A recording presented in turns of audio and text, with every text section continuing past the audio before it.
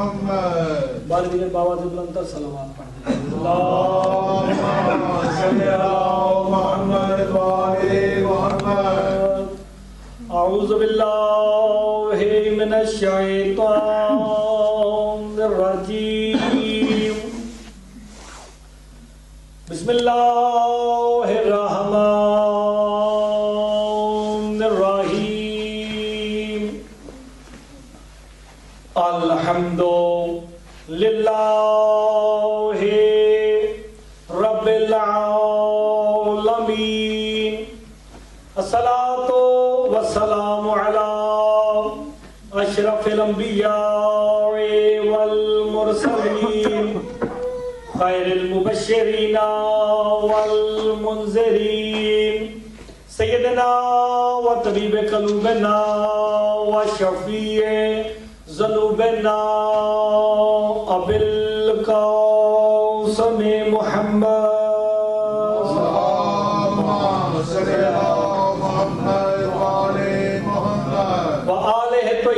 الطاہرین المعصومین صلوات اللہ علیہم اجمعین. اما بعد بسم اللہ الرحمن الرحیم. لقد رضی اللہ عن المؤمنین اذ یبایعونک تحت الشجرۃ وعلم ما فی قلوبہم وأصابهم فتحا قریبا. صلوات اللهم صل على محمد وآل محمد. محمد وآل محمد علیہ السلام کا ذکر عظیم ہے. یہ وہ ہیں جن پہ درود و سلام اللہ خود بھیجتا ہے. ان اللہ و ملائکتہ یصلون علی النبی یا ایھا الذین آمنوا صلوا علیہ وسلموا تسلیما. اللہم صل علی محمد. وجہ باشر کی جائے. میں روز یہ بیان کرتا ہوں کثرت اور قلت کی بنیاد پہ آل محمد کا ذکر نہیں ہوتا.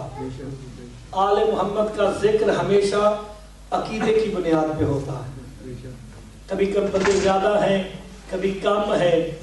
یہ کثرت اور وحدت یہ ایک وجود ہے. جیسے کہ یہ 14 محمد ہے. یہ جو لفظ محمد ہے اس میں وحدت بھی ہے کثرت بھی ہے. اگر یہ سمٹ جائے تو ایک محمد ہے, پھیل جائے تو 14 ہے.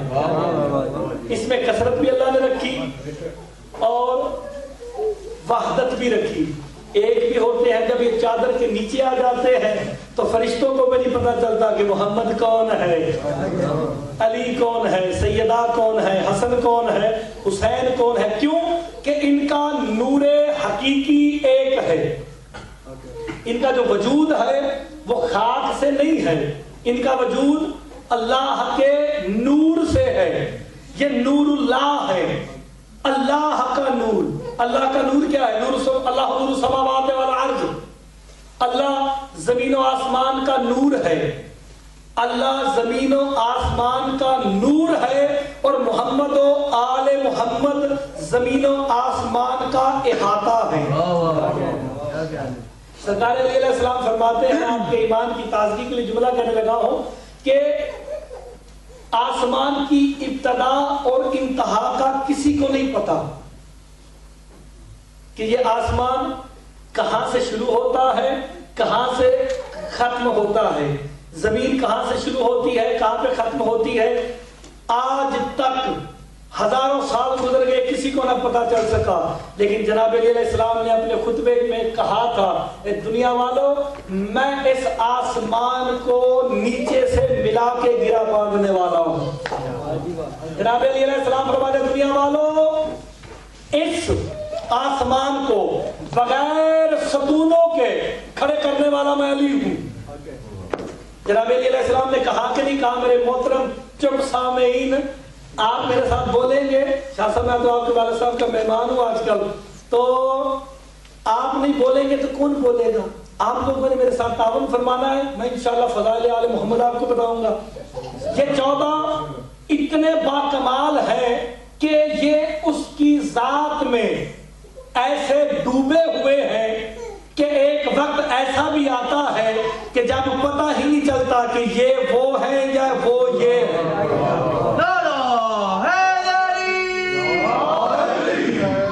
آپ توجہ فرمائیے گا, بڑا لطف لیں گے. یہ باکمال ہے. یہ 14 کس کا نور ہے؟ اللہ کا نور ہے, یہ بشر نہیں ہے. ہمارا آج کا جو موضوع ہے وہ عزاداری ہے, مقام عزادار ہے. محمد و آل محمد کا ہر فرد نور سے ہے.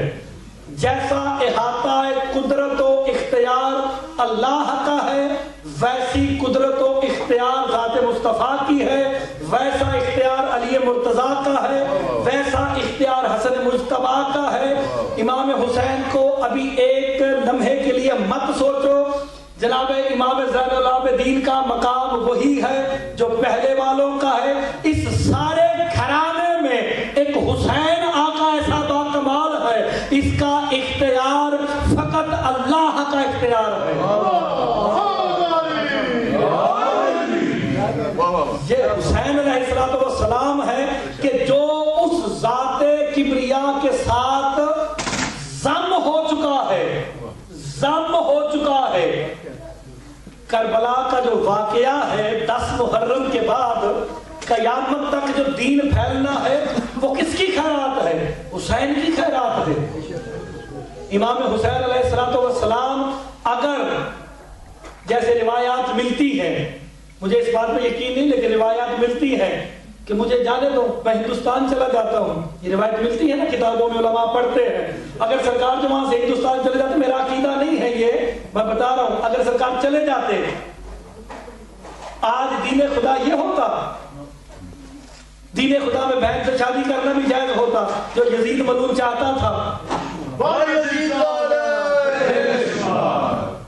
لیکن امام حسین علیہ السلام نے سجدہ عظیم کر کے اللہ کے دین کو بقا دی ہے, اللہ کے دین کو زندگی دی ہے. میں جملہ کہنے لگا ہوں, حسین بادشاہ نے کبریا نے سجدہ عظیم کر کے اللہ کے دین کو زندگی دی ہے, زندگی دی ہے. اللہ کہتا ہے حسین تو نے میرے دین کو زندگی دی ہے, تیرا مجھ پہ احسان ہے.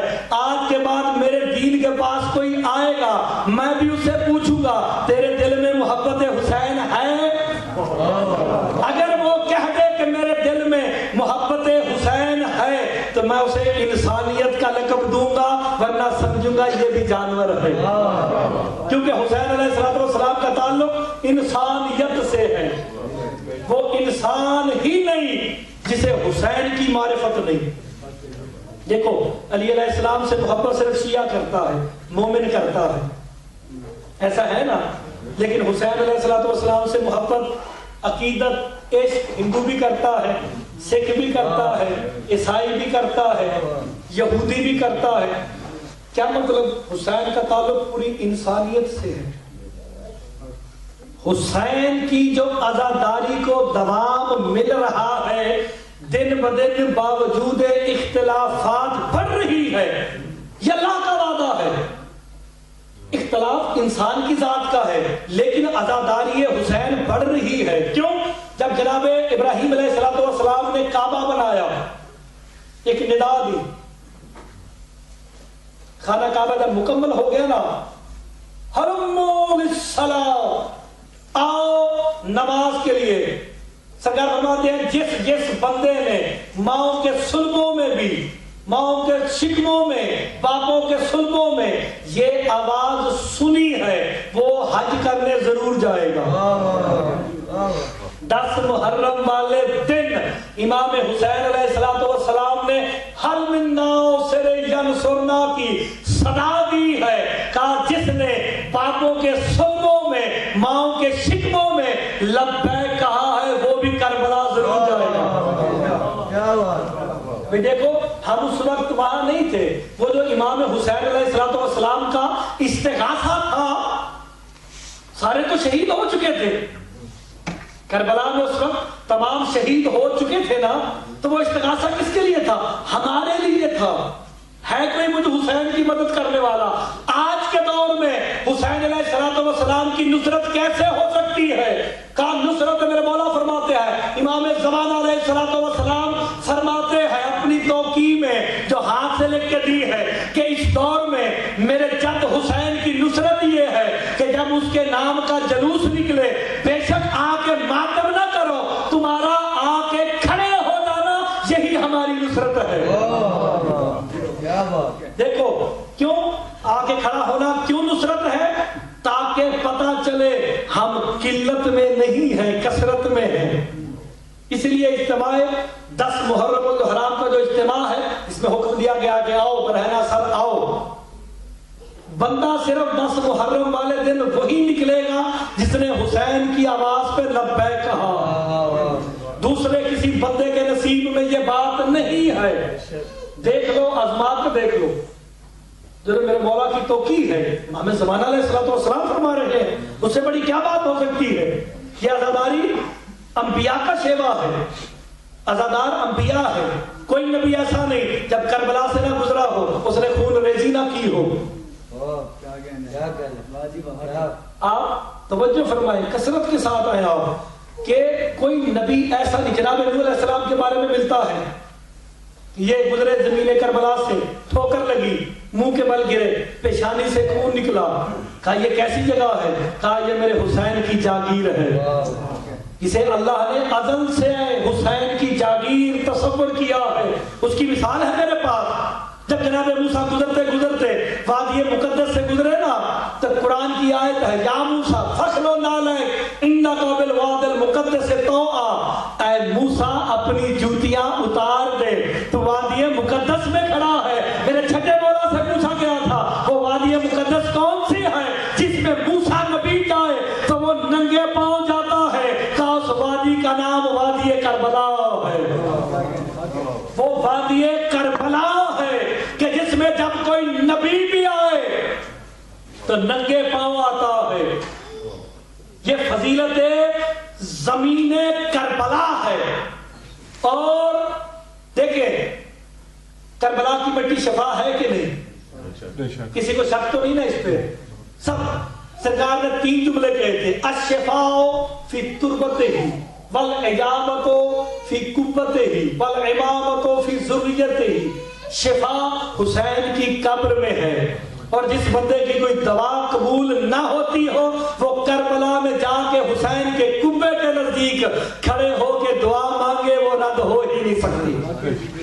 یہ وہ باکمال ہے جنہوں نے بتایا کہ انبیاء ہمارے عزادار ہیں۔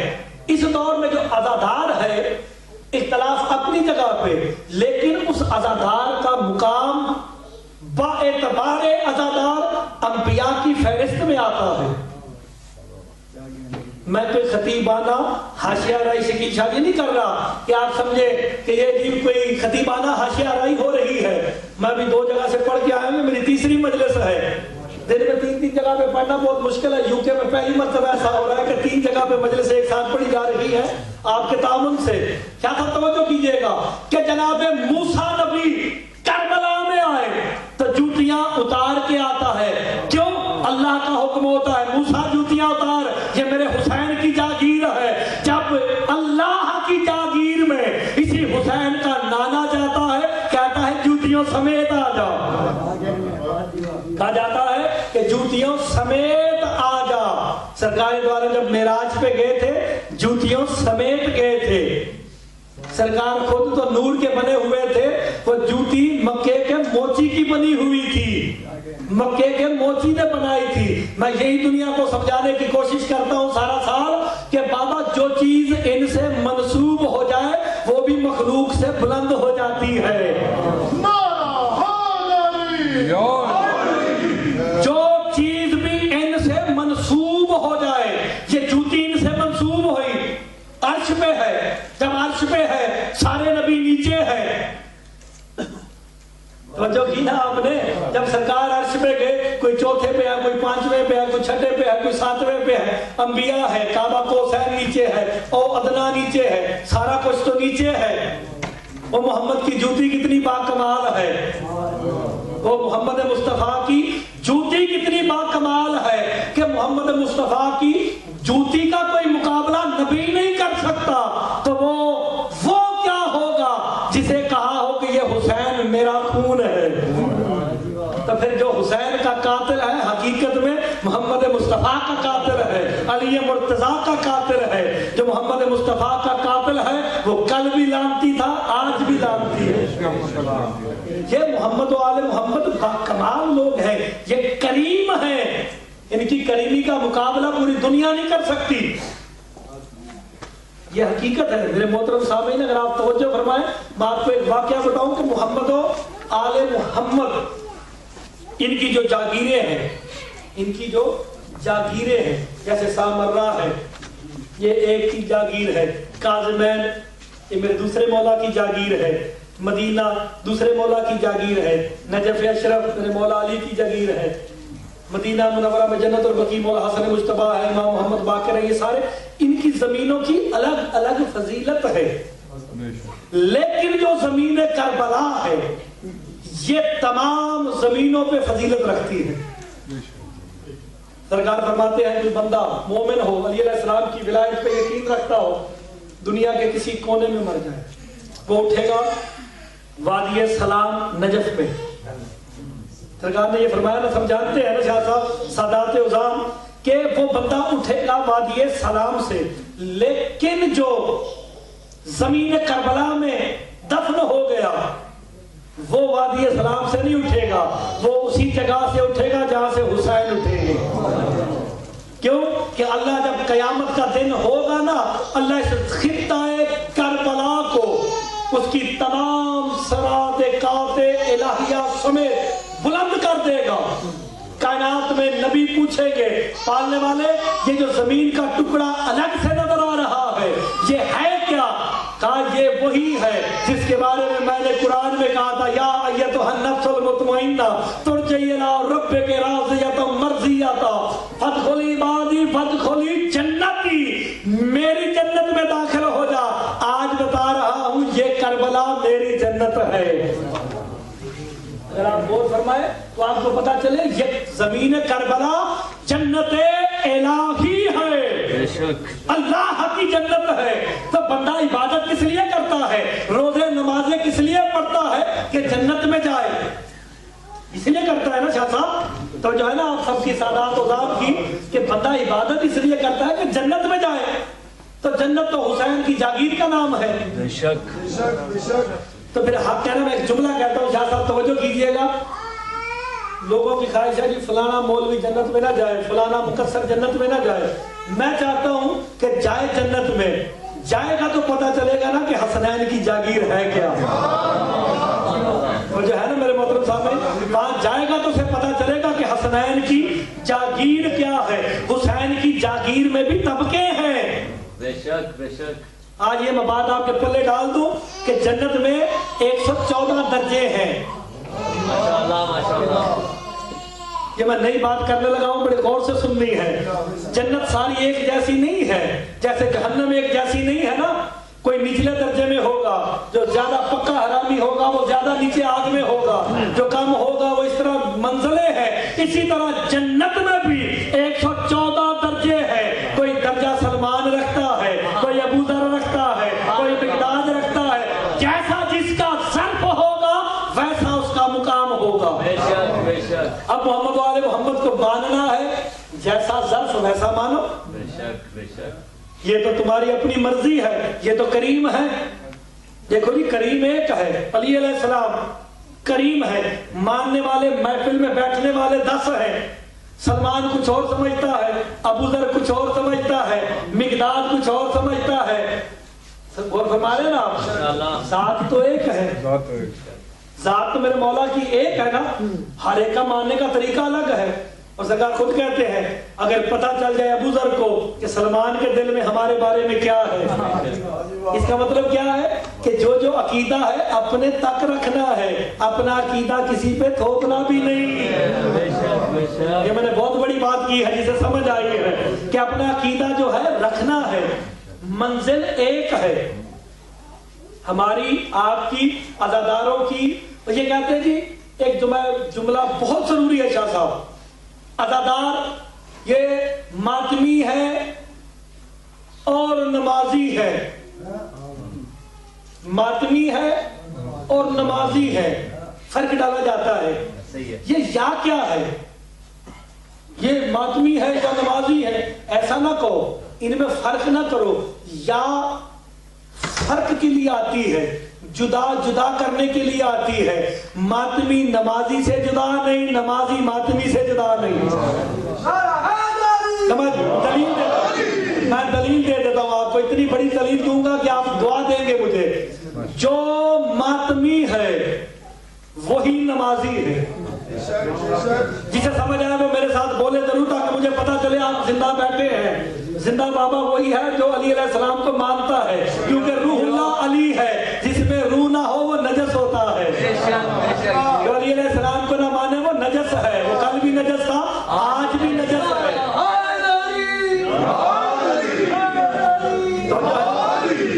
یہ دیکھنا یہ ہے کہ یہ جو 14 ہے، میں ایک بات واضح کر دوں اچھے طریقے سے، عقیدہ شاہ صاحب آپ کا کچھ اور ہے، آپ کا کچھ اور ہے، لیکن منزل آپ کی بھی ایک ہے، میری بھی ایک ہے، شاہ صاحب کی بھی یہی ہے، بڑے شاہ صاحب آپ کی بھی، شکیل شاہ جی آپ کی، کیسر شاہ جی، میں تو سب ناموں سے جانتا ہوں بابا، مجھے سب یہ بھی یاد ہے کہ کون کون بیٹھا ہے۔ بھئی منزل ہماری ایک ہے، اب دیکھنا یہ ہے ہماری منزل، اور حقیقت ہے کہ یہی ہماری منزل ہے۔ یہ بائی چانس سامنے پر یہ ہماری منزل ہے۔ اب یہ منزل ہے، یہ چوراہا ہے، ایک راستہ ادھر سے جا رہا ہے، ایک ادھر سے جا رہا ہے، ایک ادھر سے جا رہا ہے، یہ چوراہے پہ یہ مرکز ہے، ہم نے اکٹھا ایک منزل پہ ہونا ہے۔ اختلاف کی وجہ سے کوئی یہ نہ سمجھے کہ ماتمی نمازی سے الگ ہے، نمازی ماتمی سے الگ ہے، ہم اکٹھے ہیں سب۔ جو عزادار ہے وہی ماتمی ہے، جو ماتمی ہے وہی عزادار ہے۔ کیوں کہ ہمارے پاس کربلا میں ایک درس ہے، 10 محرم والے دن کا، وہ درس عقیدت کہ جس نے نماز اور عزاداری کو اکٹھے کیا، وہ وجود ہے 90 سال کے جناب سعید بن عبداللہ۔ امام حسین علیہ السلام نماز عصر پڑھانے لگے ہیں، ملولوں نے تیروں کی بارش شروع کی، جو مقام عزادار سننے بیٹھے ہیں انہیں بتانے لگا ہوں، تیر برسنے لگے، جناب سعید بن عبداللہ قریب گئے امام کے، مسکرا کے کہتے ہیں سرکار اگر حفاظت کی نیت سے کعبے کو پشت ہو جائے بندہ کافر تو نہیں ہوتا؟ جسے سمجھ آئے شاہ صاحب وہ بولے ضرور کہ حفاظت کی نیت سے اگر کوئی بندہ کعبے کو پشت کر دے وہ کافر تو نہیں ہوتا؟ نہیں۔ جب میرے مولا نے کہا نا کہ نہیں ہوتا، پھر مسکرا کے سعید کہتے ہیں آقا آپ کعبہ ولایت ہیں، آپ کعبہ ولایت ہیں، میں آپ کا محافظ ہوں۔ سعید وعدہ کرتا ہے، سعید وعدہ کرتا ہے، پھر سن لو، سعید وعدہ کرتا ہے جب تک آپ کی نماز مکمل نہیں ہوگی کوئی تیر آپ کو نہیں لگے گا۔ یہ بڑی قیمتی بات ہے، اس بات پہ داد سب نے دینی ہے، جو جناب سعید کو جو نمازی بھی ہے، نماز بھی پڑھ رہا ہے اور حقیقت نماز کو بچا بھی رہا ہے، یہ ہے عزادار جو نماز بھی پڑھے اور حفاظت نماز بھی کرے، کیونکہ مجسم نماز کو حسین کہتے ہیں۔ اب تیروں کی بارش ہے، تیر چل رہے ہیں، تیر آتا ہے، سعید کبھی پہلو پہ لیتے ہیں، کبھی اس پہلو پہ لیتے ہیں، کبھی سینے پہ لیتے ہیں، کبھی پیشانی پہ لیتے ہیں، کہنے کو سعید ہے، دیکھنے میں تیروں کی اماجگاہ ہے۔ ادھر امام نے سجدہ ختم کیا، میں ایک جملہ کہنے لگا ہوں، صرف حسین نماز نہیں پڑھتے بلکہ نماز بھی حسین کو پڑھتی ہے، اور انہیں فرمایا سادات و زام کہ نماز بھی حسین کو پڑھتی ہے۔ امام نے سجدہ تمام کیا، سعید زمین پہ گرا۔ خدا کے لیے جملہ بڑا قیمتی ہے، یہ فضائل بھی ہے، مصائب بھی ہے، دیکھنا میری طرف۔ امام قریب گئے، سر اٹھا کے زانو میں رکھا، سعید کیا حال ہے؟ مالک خیریت سے ہوں۔ جملہ بڑا قیمتی ہے شاہ صاحب، میں سادات سے ہاتھ باندھ کے التجا کرتا ہوں، مجھے داد ضرور دینا اگر سمجھ آ جائے۔ کہا سرکار میرا سر اس وقت کہاں پہ ہے؟ کہا میری گود میں ہے۔ سعید نے زور سے جھٹکا دے کے اپنا سر حسین آقا کی گود سے نکال کے زمین پہ رکھا۔ میرے مولا کہتے سعید کیا ہوا؟ تجھے میرے گود پسند نہیں آئی؟ کہا سرکار میں اس قابل مدینہ بیٹھے میں اپنا سر رکھوں. یہ عقیدت ہے جناب سعید کی. 10 محرم کو کربلا میں پھر کہا سعید آ تیرا سر میں اپنی گود میں رکھتا ہوں. جملہ کہا فضائل کا عظیم جملہ. کہتے ہیں سرکار قد وفیت الصلاۃ. مولا سعید کہتے ہیں مولا میری نماز رہ گئی. سرکار نے ایک جملہ کہا سعید سن حالائے قد صلوا الصلاۃ وانتم حفظتوا الصلاۃ. یہ جتنے تھے انہوں نے نماز پڑھی ہے. سعید تو نے نماز بچائی ہے. تو نے نماز بچائی ہے. اب سعید پڑے ہیں کربلا کی زمین پہ. کاش مولا میں تیرے دشمنوں سے لڑ سکتا. مولا مجھے دعا دے کہ میری اولاد جو ہے جتنی اولاد ہے وہ آپ کے حبداروں میں شمار ہو, آپ کے عزاداروں میں شمار ہو. میرے مولا نے کربلا کی زمین پہ بیٹھ کے 10 محرم والے دن سعید کی اولاد کو دعا دی. جا سعید آج سے تیری اولاد عزادار ہے. ہر گلی محلے چوراہے پہ کھڑے ہو کے مجھے حسین کی مصیبت کا ذکر کرے گی. اچانک سعید کہتا ہے یہ مولا کہ میرے سر پہ کسی کا ہاتھ آ رہا ہے, میری آنکھ میں تیر لگا ہوا ہے, میں دیکھ نہیں سکتا. میرے مولا حسین مسکرا کے فرماتے ہیں سعید تو بڑا خوش قسمت ہے, میرا نانا محمد تیرے سر پہ ہاتھ دے رہا ہوں. اور جو فرمایا آپ نے یہ مقام عزادار معرفت حسین رکھنے والے کا ہے. پھر اچانک کسی نے جناب سعید کے بازو پہ ہاتھ پھیرا. یہ روایت خدا کی قسم کربلا میں عزاداروں کے لیے درس عقیدت ہے. سرکار فرماتے ہیں دنیا میں کوئی عزادار زمین کربلا پہ محبت حسین میں مر جاتا ہے جناب سیدہ اسے لینے خود آتی ہے. کتاب کا نام بابا کامل الزیارات صفحہ نمبر 632 پہ لکھا ہے.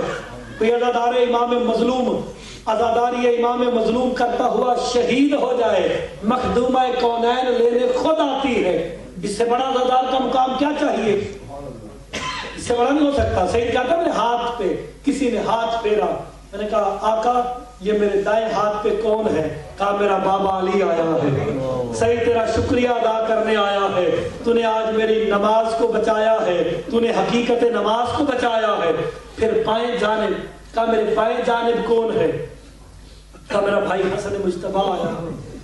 کہا میری آنکھ میں تیر ہے, مجھے لگتا ہے آسمان سے کوئی نور ہے جو میری طرف آ رہا ہے.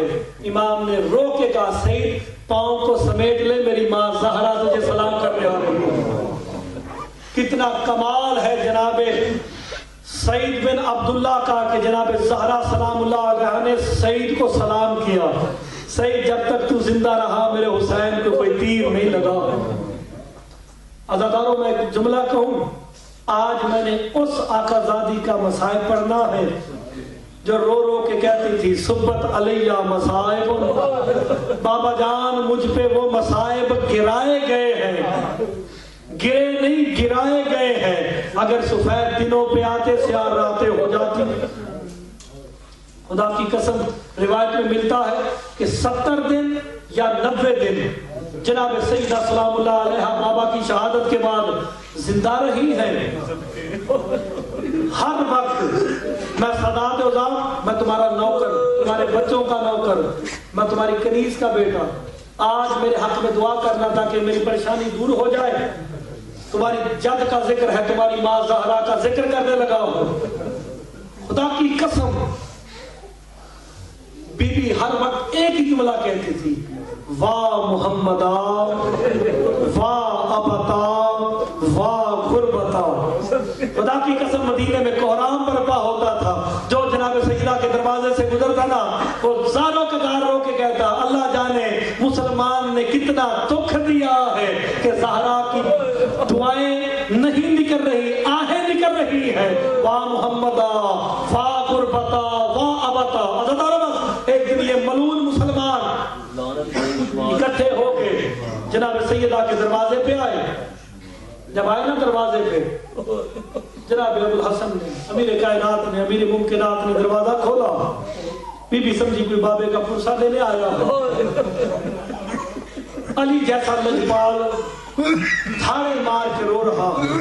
بی بی کے قریب آئے نا, کہا بابا کا پرسہ دینے آیا تھا، رو کے ایک جملہ کہا، مدینے کے شیخ اکٹھے ہو کے آئے تھے، کہہ رہے تھے محمد کی بیٹی سے کہو رونے کا وقت مقرر کر لے،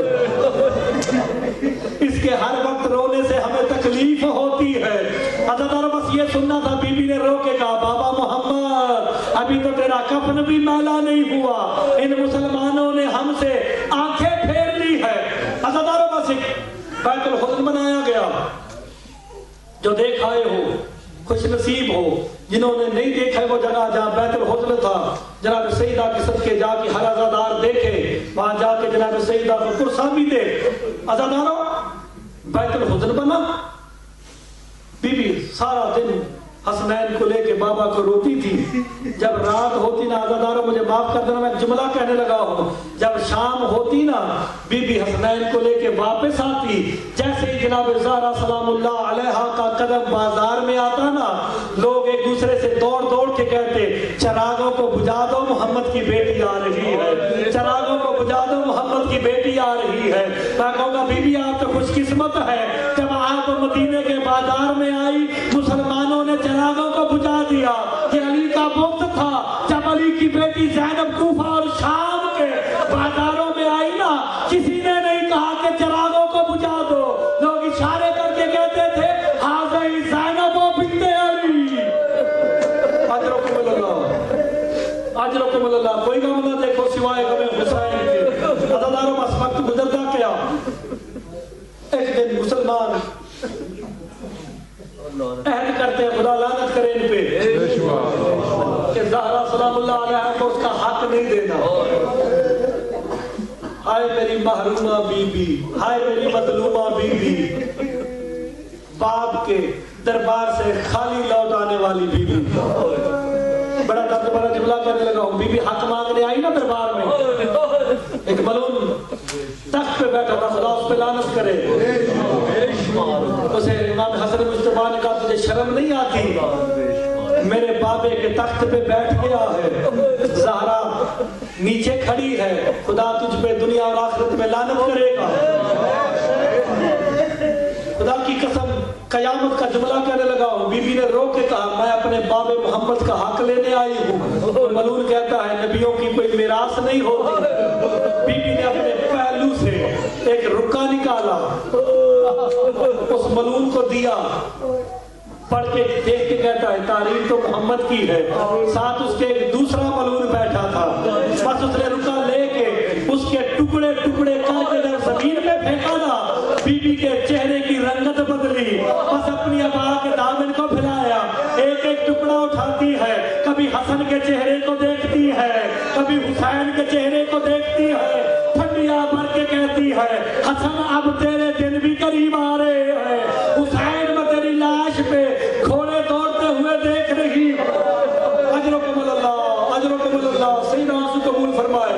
کوئی غم نہ دیکھو سوائے غم حسین کے۔ بی بی ثانیہ زہرا ایک جملہ کہتی ہے کہ میری ماں جب حق مانگنے دربار میں گئی تھی نا تو سر کے بال سیاہ تھے، 4 گھنٹے کے بعد جب حق مانگ کے آئی نا سر کے بال سفید ہو گئے۔ اجرکم اللہ، 18 سال کی عمر میں بی بی ضعیفوں کی طرح چلتی تھی۔ عزیزانو ایک دن پھر ملائن اکٹھے ہو کے، خدا کی قسم یہ وہ مصائب ہے، اگر حقیقی طور پہ ذہن آپ مدینے کے دروازے پہ لے دو نا محمد مصطفیٰ کے، میں جو جملہ پڑھنے لگا ہوں اور میرا وعدہ ہے جس کی جو جو مشکل حاجت ہے جناب سیدہ کے اس مصائب پہ وہ حاجت مانگے وہ پوری ضرور ہوگی۔ باب الحوائز کی ماں ہے، میں خدا کی قسم ایک جملہ کہنے لگا ہوں۔ ملون دروازے پہ آئے، ایک ملون نے باہر سے ندا دی ابو الحسن کو باہر بھیجو ورنہ دروازے کو آگ لگا دے۔ بی بی نے رو کے کہا ملون اس دروازے کو آگ لگائے گا جس پہ محمد کھڑے ہو کے سلام کرتے تھے، جسے محمد اجازت مانگ کے اندر آتے تھے۔ مولا کو باہر نہ جانے دیا نا، بی بی نے اس ملون نے دروازے پہ جب آگ لگائی نا، دروازے پہ آگ کے شعلے بلند ہوئے، جو رونا چاہتے ہو سیدو مجھے معاف کر دینا۔ جناب سیدہ دروازے کے قریب آئی ہے نا، ایک ملون عمر ملون نے خدا اس پہ لعنت کرے، اس نے آگ کے دروازے کو لات ماری ہے نا، دروازہ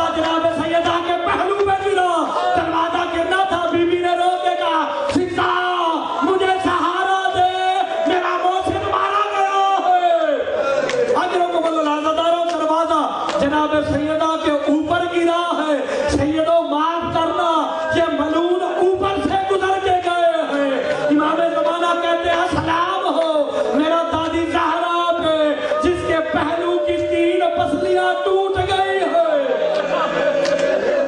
اجرکم اللہ، سیدہ سے قبول فرمائے۔ کوئی غم نہ دیکھو سوائے غم حسین کے، حسین کی بات تمہارے غموں کو دور کرے، عزاداروں کی حفاظت کرے، اپنی پناہ میں رکھے۔ عزاداروں بس ملعونوں نے جا کے بلا تشبیہ میرے مولا کے گلے میں رسی ڈالی، بی بی کو پہلو کا درد بھول گیا، جلدی سے آئی، جناب علی علیہ السلام کے کمر بند میں ہاتھ ڈالا۔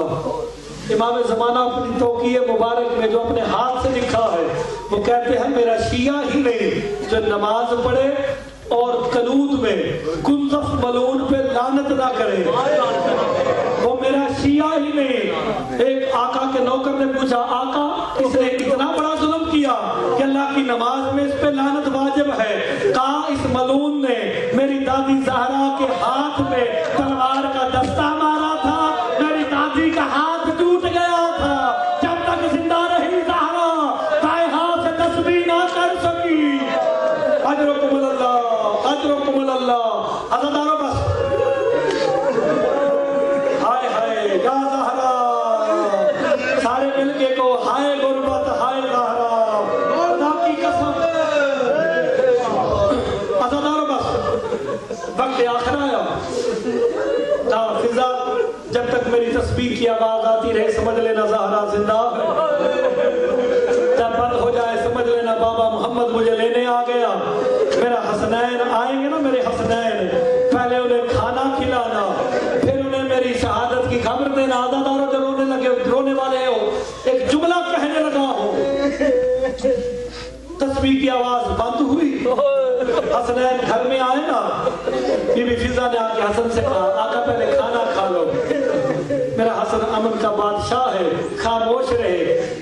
حسین سے کہا نا رو کے، حسین آقا نے جملہ کہا فضا تو جانتی ہے میں حسین ہوں، مجھے میرے نانے محمد نے بتایا میری ماں دنیا سے چلی گئی ہے، جو شام کے زوار بیٹھے ہو میں ہاتھ باندھ کے ایک جملہ کہنے لگا ہوا۔ عزاداروں غسل کی تیاری ہوئی، بی بی ایک ممکنات کو غسل دیا جانے لگا، شام والی آقا زادی نے بی بی کو غسل دینا ہے، بی بی فضا ساتھ ہے، علی کفیل غسل ہے کہ اچانک قنات کے اندر سے کسی کے گرنے کی آواز آئی۔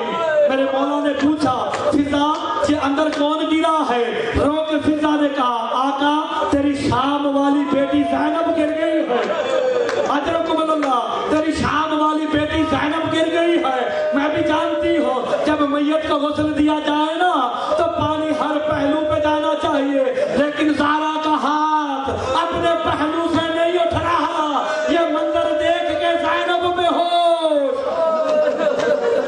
عزاداروں میرے مولا نے ہاتھ پہ ابا کو لپیٹا، جناب زہرا کے ہاتھ پہ ہاتھ رکھ کے ید اللہ ہاتھوں سے زور لگانا چاہا نا، بی بی زینب نے رو کے کہا بابا جان ہاتھ نہ ہٹانا، میری ماں زہرا کے لب ہل رہے ہیں، کہہ رہی ہے ابوالحسن ہاتھ پہلو پہ رہنے دے، میں باب محمد کو بتاؤں گی تیری امت نے مجھے اجر رسالت دیا، میرے پہلو کو توڑ دیا۔ عزاداروں بس رات کی تاریکی میں سادات کی ماں کا جنازہ اٹھا، سیدوں تصور کرو بی بی نے وصیت کی تھی کوئی مسلمان مجھ زہرا کے جنازے پہ نہ آئے، کوئی مسلمان نہیں، صرف گھر والے تھے، رات کی تاریکی تھی، ایک چراغ تھا، چراغ لے کے حسن تابوت کے ساتھ چل رہے ہیں کہ اچانک میرے مولا علی کی نظر پڑی، تابوت کے نیچے ایک چھوٹا سا سایہ نظر آیا، جو شام کے عزادار بیٹھے ہوں ان کو جملہ کہنے لگا ہوں میرے حق میں دعا کرنا، کہا حسن بیٹا یہ تابوت کے نیچے سایہ کس کا ہے؟ میرے مولا حسن نے رو کے کہا آقا زادی زینب ہے، بی بی زینب ہے، بہن